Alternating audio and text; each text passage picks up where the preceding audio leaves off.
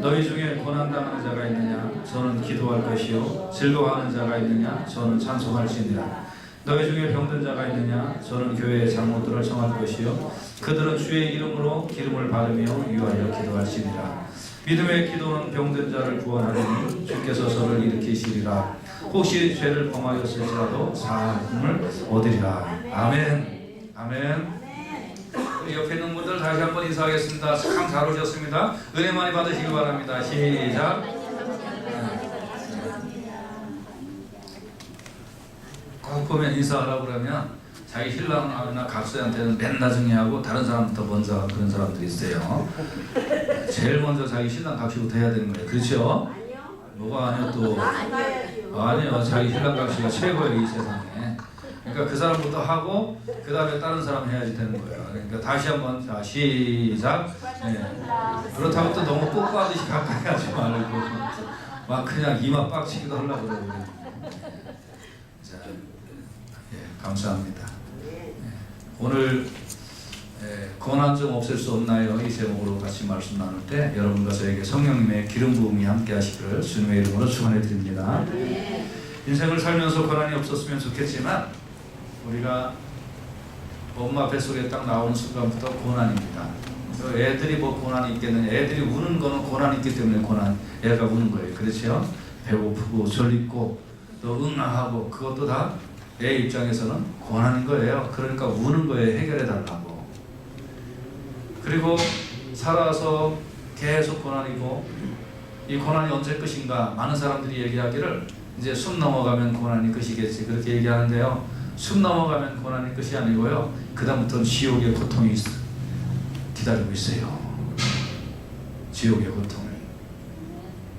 그러니까 숨 넘어가면 끝이 아니라 그러니까 이제 한번 코로 숨을 딱 쉬고 이 세상에 태어난 순간부터는 사실은 인생에 있어서는요. 고난과 고통만 기다리고 있는 거예요. 무서운 거죠. 근데 어떻게 해야 될까요? 고난과 고통의 문제는 해결할 수 있어요. 그래서 예수님이 오신 줄로 믿습니다. 예수님이 오셔서 이 땅의 모든 고난도 예수님이 대신 짊어지시고 영혼의 고난도 짊어지셔서 누구든지 예수 믿으면 구원함을 얻는다고 선포했어요. 이 말씀 믿는 거예요. 아까 말씀드렸습니다만 예수 믿는 사람은 두 가지밖에 없어요. 두 가지. 그 뭐예요? 믿음과 순종. 믿음과 순종. 이거밖에 없어요. 여러분. 믿는 거예요. 아멘 하고 믿는 거 하고요. 믿었으면 전도해라 그러면 에이 뭐 아멘 하고 그냥 하는 거. 믿음 순종. 우리 머리로 해석된다고 하는 게 아니고요. 우리 머리로 이해된다고 하는 게 아니라요. 아멘 하고 순종하는 거 이거밖에 없어요. 근데 교회는 맨날 그거 가르치는 거예요. 아멘 해라 그리고 순종해라. 이것만 가르치는 데가 교회예요. 여러분 그래서 영혼의 구원도 여러분 믿음으로 아멘하고 순종했을 때 영혼의 구원이 일어나게 되는 줄로 믿습니다. 근데 이 땅에 이제 우리가 살면서 고난이 있잖아요. 오늘은 이 고난의 종류와 이 고난을 어떻게 이길 수 있는가 하는 그 문제를 살펴보면서 은혜 받기를 원합니다. 그리고 여러분이 이 고난을 이겼던 경험들을 통해서 예수님을 더욱 신뢰하시고 나의 영혼의 고통의 문제도 예수님 해결하실 수 있습니다 하는 것을 확실하게 의지하는 시간 되시기를 주님의 이름으로 부탁을 드립니다.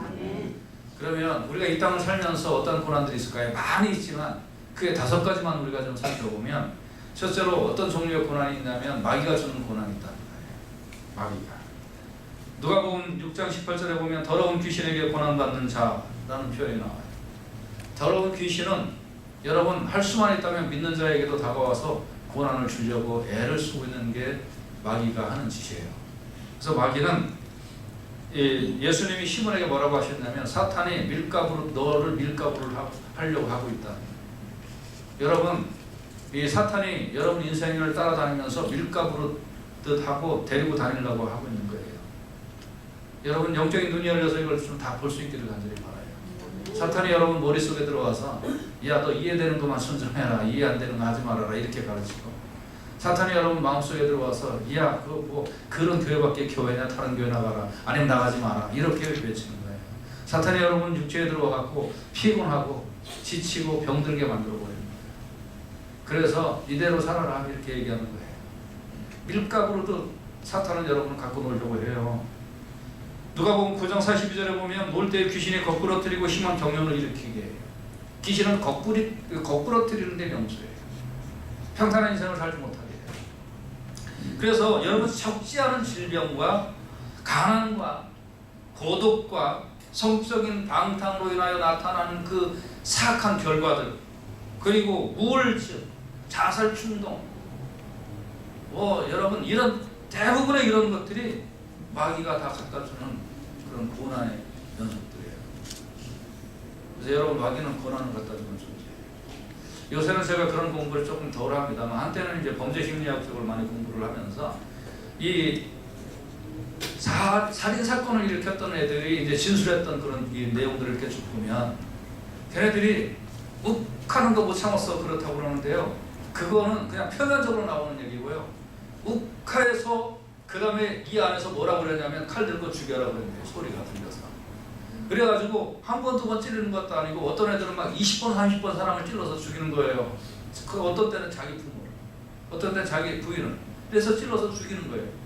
그래서 이제 형사들이 나중에 그거 왜 그랬냐 이렇게 물어보면 이제 형사들이 어떤 면에서 좀 짓궂게 질문하는 거예요. 야, 두세 번 찔러도 죽는데 왜 이렇게 20번, 30번, 40번 난도질을 했느냐? 그렇게 이제 물어보면 내 안에서 어떤 존재가 시켰다고. 나도 몰라요. 그런 거예요. 여러분, 마귀는 그래서 사람을 죽게 만들고 사람을 죽인 사람도 평생 인생을 제대로 살지 못하도록 그렇게 꼬꾸라뜨리는 데 명수예요. 그래서 여러분 사업도 꼬꾸라뜨리고 여러분 모든 걸 꼬꾸라뜨리게 하는데 마귀가 명수예요. 그래서 마귀가 주는 고난이 많이 있어요. 두 번째 어떤 고난이 있냐면 환경이 주는 고난이 있어요. 환경이 주는 고난. 마태복음 14장 24절에 보면 배가 이미 육지에서 떠나서 술이나 떠나서 바람이 거슬림으로 물결로 인하여 고난을 당했다. 물결로 인하여 환경이 나에게 고난을 준다. 정실하고 정직하게 사업했는데 왜 환경이 이런 고난이 딱 다가오면 아무리 사업가가 열심히 사업을 한다고 할지라도 안 되는 경우가 종종 있는 거예요. 그거 어떻게 했어요?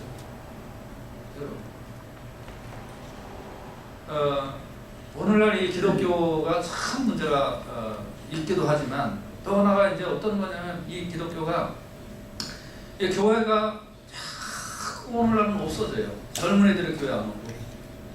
그래서 우리 선배들 한 20년 30년 선배들만 해도 그 교회가 부흥되던 시절이니까 괜찮은데 참 어려운 시절입니다. 환경이 그런 거예요. 환경. 또 사업하는데 여러분 얼마나 환경이 안 좋아요. 그렇죠. 여러분 애들 교육하는 환경 얼마나 안 좋아요. 이 환경이 주는 고난이 부쩍 있어요.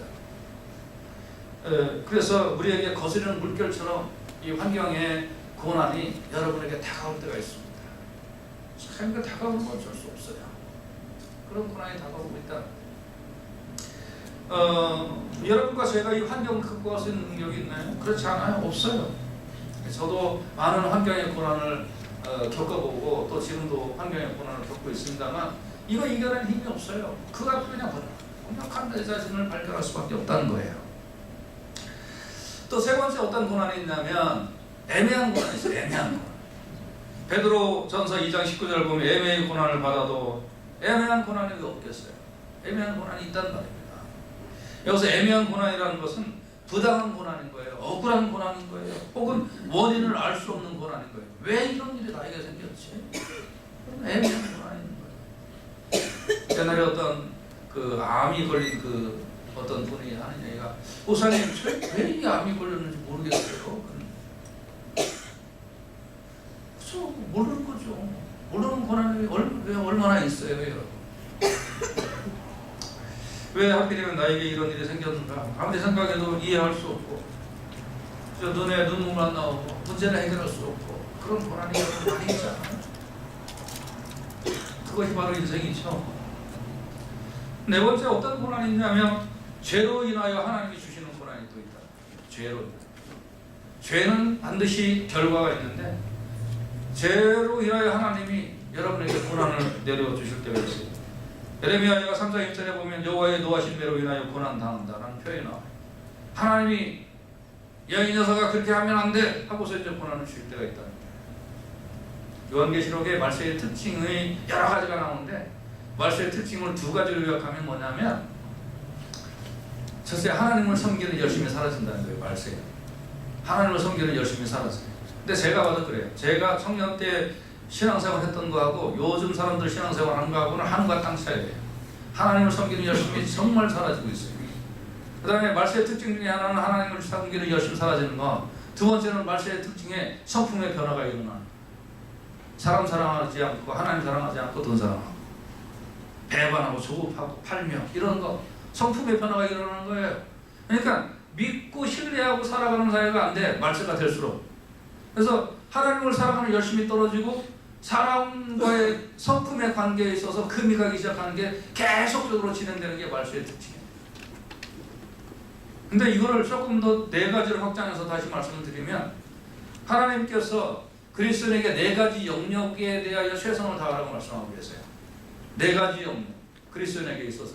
그 영역이 뭐냐면 첫째는 개인의 영성 생활이에요. 개인의 영성 생활. 그래서 여러분이 기도하고 찬양하고 말씀 공부하고 예배드리고 이런 게 전부 다 뭐예요? 개인의 영성 생활이에요. 여러분 예배 안 드리는 거 한두 번은 괜찮죠. 서너 번 되면 그게 이제 습관이 돼갖고 예배 안 드려도 하나님이 벼락 칠 줄 알았는데 벼락도 안 쳐요. 예배 안 드려도 사업이 이상하게 잘 돼요. 뭐 그런 경우가 많이 있어요. 개인의 영성 생활 이거 안 한다고 갑자기 막 이상해지지 않아요. 그런데 개인의 영성 생활 안 할 수도 있어요. 그러나 하나님이 원하시는 거예요. 너 개인의 영성 생활 열심히 해라 하고 개인의 영성 생활을 요구하신단 말이에요. 두 번째, 하나님이 그리스도인에게 두 번째 영역이 뭐냐면 교회를 세우는 생활이에요. 교회를 세우는 생활. 어떤 사람은 개인의 영성 생활을 열심히 하고 뭐 하나님 만난 것 같고 어쩌고 저쩌고 하는데 교회를 세우는 생활에서 게으를 수가 있어요. 뭐예요? 봉사하는 거, 헌금하는 거, 구제하는 거, 헌신하는 거. 이 앞에서부터 그냥 교회를 세워서 어떻게든지 주님의 몸된 교회를 열심히 세워서 교회가 부흥하고 잘 되기를 내가 하나님 앞에 간구해야 되겠다. 이 부분이 약하면 그리스도인의 생활의 두 번째 영역이 굉장히 안 되는 거예요. 세 번째, 하나님이 원하시는 그리스도인의 생활의 세 번째 영역이 뭐냐면 개인의 사회생활을 얘기하는 거예요. 세 번째는 영혼을 구원하는 생활을 얘기합니다. 영혼을 구원하는. 그래서 사람들을 만날 때마다 저 사람이 나에게 유익이 될까? 저 사람이 나에게 해로움이 될까? 저 사람이 나에게 좋은 관계가 될까? 이런 걸 보는 게 아니라 저 사람 예수 믿었을까? 안 믿었을까? 저 사람 예수를 왜 안 믿을까? 어떻게 하면 저 사람을 전도할까? 어떻게 하면 저 사람에게 복음을 증거할까? 아니 그 관점으로 우리는 사람을 만나야 돼요. 네. 정말 우리의 관점이 영혼을 구원하는 것에 포커스가 맞춰져서 사회생활을 해야 될 줄을 분명히 믿습니다. 그냥 나한테 좋은 사람, 이익되는 사람이면 그냥 간섭게 다 빼주고 그렇지 않으면 그냥 헤이 몰라 그러고 딱 끊어버리고 이런 거 그리스도의 생활 아니에요. 영혼을 구원하는 생활을 해야 돼요. 나에게 해로운 사람이라도 왜 나에게 해롭냐? 저 사람이 예수님을 못 만났을까? 나에게 해로운 거 아니에요.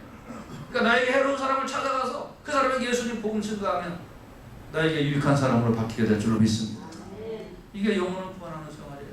여러분 눈물 뿌려가면서 이 생활을 해야 될 줄로 믿습니다.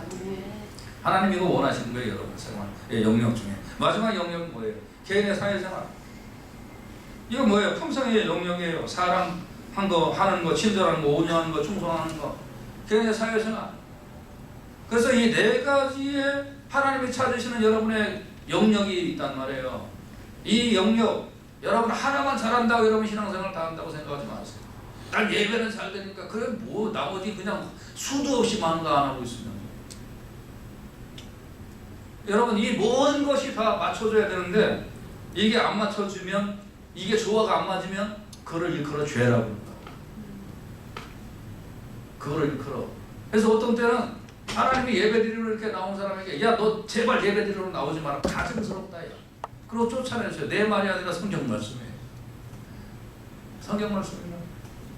그래서 이 소선지서를 이렇게 쭉 제가 보면서 하나님이 선지자들을 통하여 사람들에게 야단을 치시는데 그걸 사회적인 관점에서 보면 하나도 죄가 아닌데 왜 야단을 치냐 이 말이에요. 제가 성경을 공부하면서 상당히 이해가 안 됐던 부분인 거예요. 아니 이게 사회적인 측면에서 보면 전혀 야단 맞을 일이 아닌데 왜 하나님이 이렇게 노하고 이스라엘 백성들에게 진노하시고 그냥 막 화가 나셔갖고 분풀이를 하시고 왜 이러실까? 왜 그냥 막 끊어버리겠다고 하시고 왜 그러실까? 아니, 보니까 안식일에 와서 예배는 그냥 해 하고 예배는 드렸는데 나머지 생활이 전부 다 몽땅인 거예요. 몽땅 아닌 거예요. 요새 말로 꽝인 거예요. 그러니까 하나님이 진노의 산을 내려버리겠다고 그러면서 하나님은 화를 내시는 거예요. 여러분, 우리 그리스도인들은 이것이 안 맞으면 이게 죄다, 이걸 우리가 꼭 깨닫고 이런 것이 있으면 하나님이 고난 주신다는 것을 알고, 그리고 죄로 인한 고난이 분명히 있다는 거 알고 조심하시고 하나님 앞에 조화가 되는 그런 신앙생활 할 수 있기를 주님의 이름으로 부탁을 드립니다. 그런데 다섯 번째는 어떤 고난이 있냐면 세상에 낙을 추구하다가 당하는 고난이 있어요. 요한계시록 18장 15절에 보면 바벨론에 인하여 치부한 이 상품의 상부들이 그 고난을 무서워하여 멀리 서서 울고 애통을 한다. 여러분, 바벨론이라는 곳에서 무역하고 장사해서 배가 부러졌어요. 그러니까 배를 두드리고 이제 아이고 됐다 아이고 기쁘다 이러고 있는데 하나님이 고난을 준다는 거예요. 여러분, 세상에 낙을 추구하다 보면 하나님이 언젠가 딱 막아서요. 그 경계선에서 더 이상 나가지 마라. 그리고 고난을 주신다. 여러분, 강대상에서 들려주는 말씀은 전부 다 내 말씀으로 알아야 돼. 내 말씀으로. 이건 나에게 주는 말씀이다. 이렇게 분명히 우리가 깨달아야 될 줄로 믿습니다. 그래서 여러분, 하나님 앞에 예배드리고 남은 시간 밥 먹고 남은 시간 잠자고 남은 시간 사업하고 그래야 돼요. 하나님 앞에 먼저 드리고 남은 돈 가지고 생활하고. 여러분이 모든 거에 있어서 여러분 세상에 낙을 추구하는 게 아니라 나는 하나님 먼저 추구한다. 여러분, 이럴 때 하나님이 함께 하시고 은혜를 베풀어 주시는 거예요. 여러분, 제발 좀 우리가 좀 잘 돼야 돼요. 손에서 넘어가지 마세요. 이러면 이게 전부 다 고난인 거예요. 그래서 내가 세상에 낙을 추구하고 있는데도 그런 줄 모르니까 깨닫게 하시려고 야 너는 고난 당해라. 그리고서 하나님이 고난을 주시는 거예요. 그럼 이 고난이 이렇게 이거 외에도 성경에도 수십 가지 고난의 종류가 있는데 이런 고난의 종류가 이렇게 많이 있는데 이런 어떠한 이유에서든지 당하는 이 고난은 당하는 사람에게 있어서 어려운 거란 말이에요. 이 어려운 거란 말이에요. 그런데 이 모든 고난이 여러분 이게 내가 해결할 수 있는 능력이 없단 말이에요. 그러니까 이 고난은 해법이 딱 하나 있어요. 그 해법은 뭐냐면 이 고난의 종류가 다섯 가지의 고난의 종류의 원인이 뭐냐? 이 모든 것에 환경의 변화도 원인이 있어요. 하나님을 섬기는 자에게는 기름진 땅을 허락하신다고 그랬어요. 하나님을 잘 섬기면 이른 비와 늦은 비를 내려주신다고 그랬어요. 그러니까 이 모든 고난의 원인이 딱 하나 있는데 그건 뭐냐면 하나님 떠난 거예요. 마음과 생각에서 하나님 두기를 싫어하는 거예요. 행동에서 하나님 두기를 싫어하는 거예요. 그래서 여러분과 제가 고난을 이기는 해법이 딱 하나 있는데 그것은 뭐냐면 아무리 고난을 당할지언정 그 자리에서 하나님을 찾으면 문제가 해결되는 줄로 믿습니다. 예수님을 찾는 거예요. 이걸 오늘 본문에서는 기도하는 거라고 합니다. 너희 중에 고난당하는 자가 있느냐? 저는 기도할 것이요 그랬잖아요. 그러니까 여러분 무슨 고난이든지 그 고난을 이기는 방법은 딱 하나, 하나님을 찾는 거예요. 그래서 고난을 취소시킬 능력이 있으신 그 주님을 우리가 찾으면 문제가 해결되는 줄로 분명히 믿습니다. 여러분, 이 목사는 보니까 목사는 아무나 하는 게 아닌 것 같아요. 목사는. 제가 처음에 목사가 되고 나서 몇 년 동안은 아주 정말 목사 노릇하는 게 너무나 자신이 있었어요. 왜냐하면 저는 속칭 얘기하는 모범생이었거든요. 그러니까 제가 얘기했잖아요. 초등학교 졸업하고 20몇 년 후에 초등학교 동창들을 만났는데 처음 만난 거예요. 근데 그때 초등학교 동창들이 너 뭐하냐? 그래서 아니 나 목사한다 그랬더니 너는 그럴 줄 알았어 그러는 거예요. 그러니까 어릴 때부터 내가 얼마나 아니 고등학교 친구들이 그래서 좀 이해가 가. 초등학교 친구들이 너는 그럴 줄 알았어. 이거 봐요. 괜찮잖아요. 그러니까 어떤 사람은 그랬다는 거예요. 미국에 와서 은혜를 받아갖고 이제 이쪽에 나오는 신학교를 이렇게 졸업을 하고서 이제 목사가 됐는데 그 사람이 목사가 되고 나니까 겁이 덜컥 나더래요. 사람들이 너도 목사냐 그럴까봐 겁이 나더래요. 그런 사람도 훨씬 낫잖아. 제가 그렇잖아요. 이쪽만 보고 살게 할게. 자, 그래서 이제 자신이 있었는데 근데 이렇게 목회를 하면 할수록 뭐가 있냐면 교인들의 그러니까 그전에는 제가 왜 이렇게 안 하지 이렇게 해야 되는데 왜 이렇게 안 하지 이렇게 하는데 이런 것만 제가 얘기했단 말이에요. 왜요?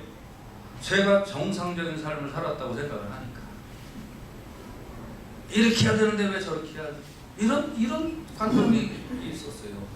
그런데 물론 그것도 맞는 말이죠. 근데 이제 목회를 이렇게 하다 보니까 뭐가 보이냐면 왜 이렇게 해야 되는데 저렇게 해야지 그것도 물론 보여요. 그런데 거기에서 당하는 우리 교인들의 고난의 모습이 보여요. 그러니까 어떻게 해야 되겠어요? 이제 거기서 당하는 교인들의 고난의 모습이 보이니까 이제 힘들어요. 목회하는 게. 교인을 위하여 이렇게 주여 하고 한마디 기도하면 전에는 이렇게 문제를 해결해 주십시오라는 그런 기도가 능수능란하게 나왔는데 요새는 그게 능수능란하게 안 나오고 주여 하고 그냥 눈물만 나옵니다.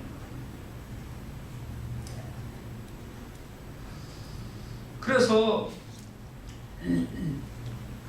이렇게 하고 문제가 해결됩니다 하는 것을 제가 상담가처럼 잘해줄 수는 있습니다. 그런 기법은 많이 배웠습니다. 그러나 그렇게 가르쳐 준다 한들 그렇게 해서 문제가 해결이 되느냐? 아니죠. 그러니까 어떻게 해요? 그냥 우는 거예요. 주여, 저 영혼이 주님을 찾기를 원합니다.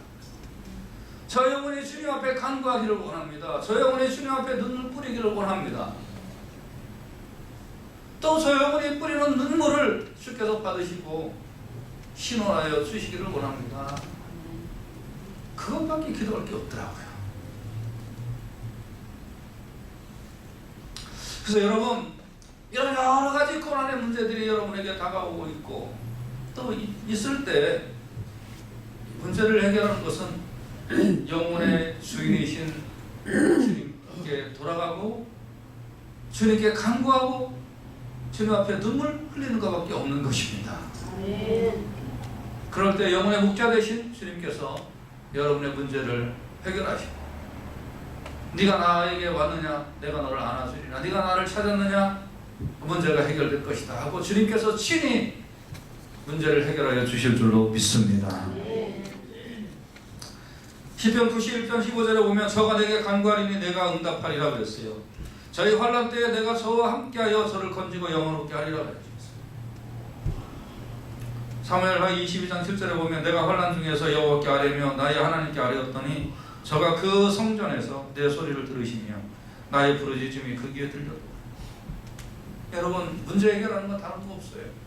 내가 하나님 떠나서 문제 생긴 거예요.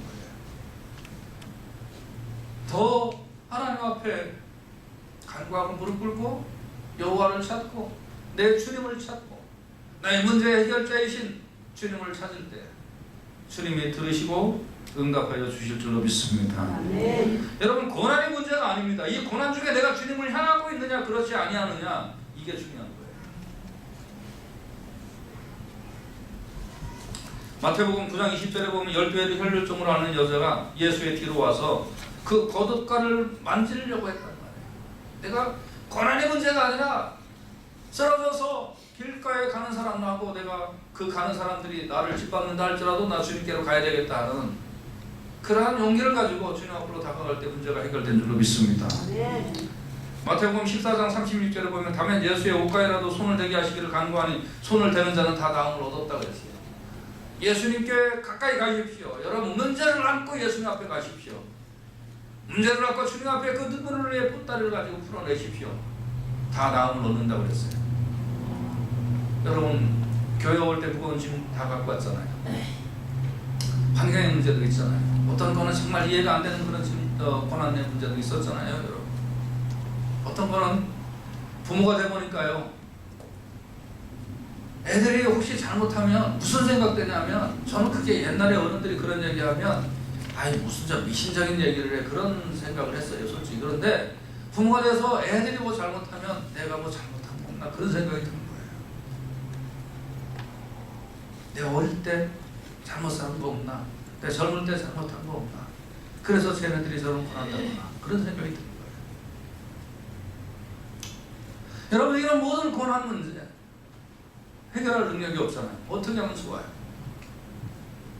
그 눈물보따리 가득 안고 주여 전에 와서 가슴 치면서 하나님을 찾으세요. 주여 제가 이 고난 때문에 곁길로 안 가고 이 고난 때문에 주님께로 왔습니다.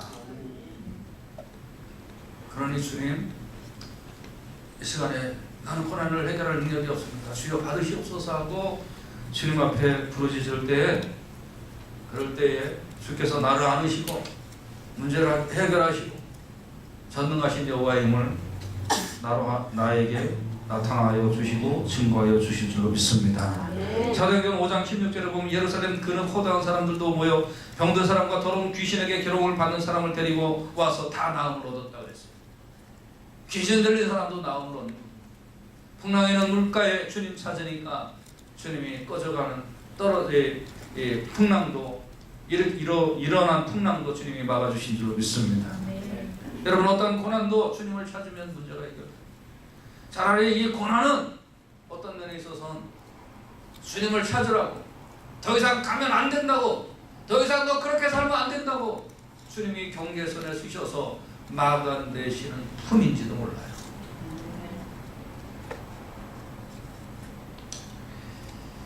그래서 오늘 보면은 그거를 기도하라고 그러는 거예요. 주님을 찾으라고 그러는 거예요. 네가 혼자 기도하기 힘들면 교회 장로들을 청할 것이요. 여기서 장로는 목사를 얘기합니다. 이게 정말 어떤 분들은 이 여기에 장로라고 써 있다고 무조건 장로만 찾는 분인데 그 성경을 잘 모르는 분. 네가 기도하기 힘들면 너를 위하여 기도해주는 목사를 찾아서 같이 기도해라. 그들은 주의 이름으로, 예수의 이름으로, 아무리 능력이 있거나 뭐 그런 목사를 할지라도 그 목사의 능력이 네 병을 낫게 해주는 게 아니다. 예수의 이름을 부르라. 기름을 바르며 위하여 기도한다. 기도할 때 믿음의 기도하는 게 뭐예요? 저는 주님이 필요합니다 라는 게 믿음의 기도예요. 저는 주님이 필요해요. 병든 자를 구원하리니 주께서 저를 일으키시리라. 혹시 죄를 범하였을지라도 사함을 얻으리라. 어떠한 죄를 져서 그 죄로 인하여 고난이 다가오고 있다 할지라도 믿음의 기도, 주님 저는 주님이 필요합니다. 이 간절한 기도는 죄를 범하였을지라도 사하심을 얻는 역사가 일어난다. 아멘. 여러분 환경의 고난, 물질적인 고난, 건강의 고난, 자녀의 고난, 이유를 알 수 없는 애매한 고난, 부당한 고난, 때로는 마귀가 주는 고난, 이 어떤 고난이 갈지라도 고난 속에 눈을 들어 주님을 바라보고 이런 고난 당하면 이게 주의 전에 더 나와서 한 번 더 기도하라는 사인인 줄 알고 주님을 찾고 와서 기도하고 무릎 꿇고 눈물 흘리고 간구하면 주님을 만나주시고 그리고 응답의 보따리를 내리시고 큰 축복을 함께하여 주실 줄로 믿습니다.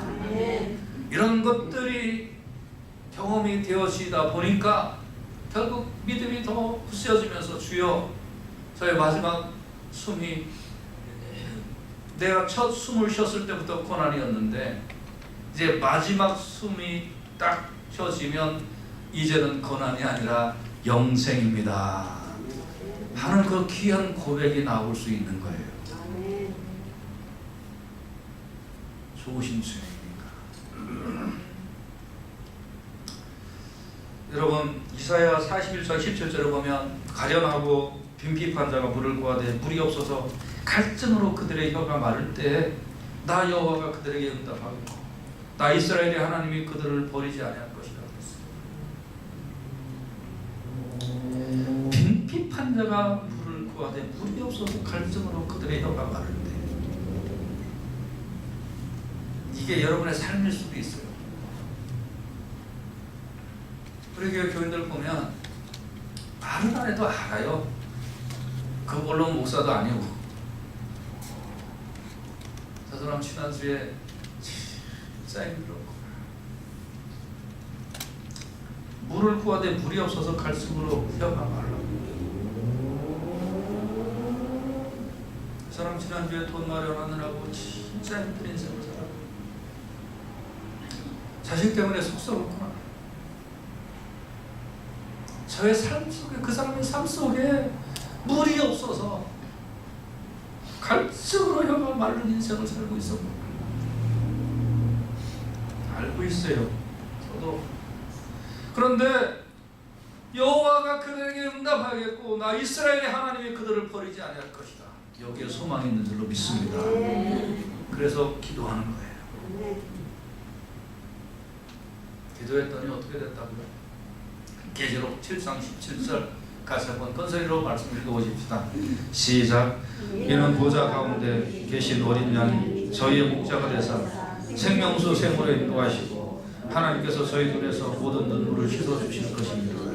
아멘. 생명수 샘으로 인도하시고 여러분 고난 속의 여호와를 바라보세요. 여호와를 찾으세요. 생명수 샘으로 인도하여 주실 줄로 믿습니다. 아멘. 이 고난 주간에 여러분 나의 고난의 문제를 해결해 주시려고 예수님이 오셨음을 믿으세요. 그리고 모든 세상 문제 다 주님 앞에 맡기고 나의 영혼의 궁극적 갈증의 문제도 여호와 하나님께 맡기십시오. 주님께 맡기십시오. 삶의 문제에 있어서 생명수로 인도하시고 여러분의 영혼을 영원한 생명샘인 천국으로 인도하여 주실 것입니다. 아멘. 기도합시다.